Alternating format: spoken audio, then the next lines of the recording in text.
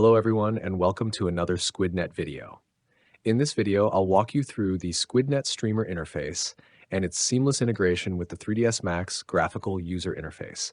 We'll explore the fundamental functionalities, including job submission directly from 3ds Max and monitoring tasks within the SquidNet main user interface. To start, let's outline the overall process. Within 3ds Max, you'll find a plugin specifically designed for SquidNet's desktop streamer interface, accessible from your operating system's system tray.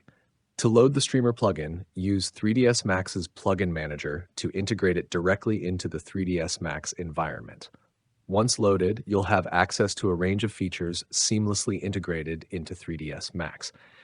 A key feature is the ability to submit jobs directly from the 3ds Max desktop application. The SquidNet plugin also offers asset checking capabilities before job submission, scanning your scene for missing files, unsupported plugins, corrupted files, external references, and other potential issues that could affect the rendering process.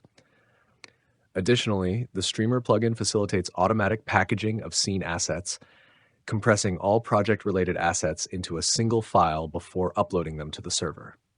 SquidNet uses Delta uploads to ensure that only modified assets are sent to the server on subsequent job submissions, minimizing upload times.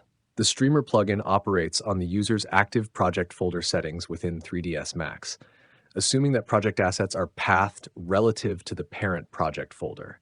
If assets are located outside the local project folder, SquidNet automatically repaths these assets, saves a copy of the updated scene file, and uploads it to the server without altering the original scene file.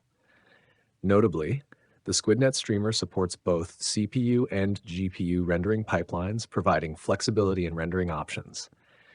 It also facilitates the automatic uploading of content to the rendering server and downloading of rendered content to user-specified paths, streamlining the rendering process. While there are many more features to explore, these highlights should give you a solid understanding of the SquidNet Streamer capabilities within 3ds Max. Let's dive in and explore these features further.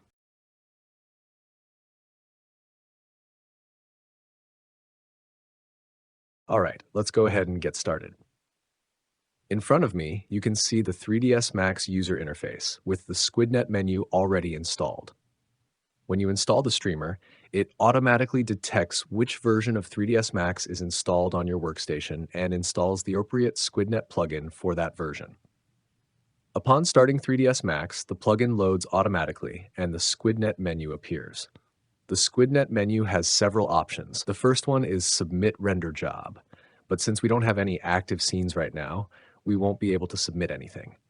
The next option is Open Streamer Job Queue, which shows the current job queue.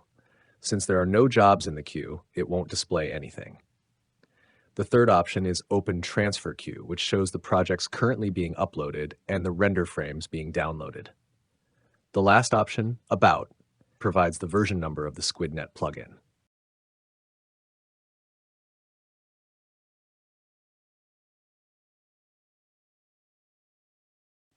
Let's get started by loading a sample test scene.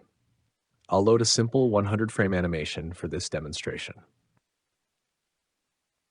Before submitting a job to the SquidNet render farm, ensure all scene assets are saved correctly and that project references are relative to the local project folder.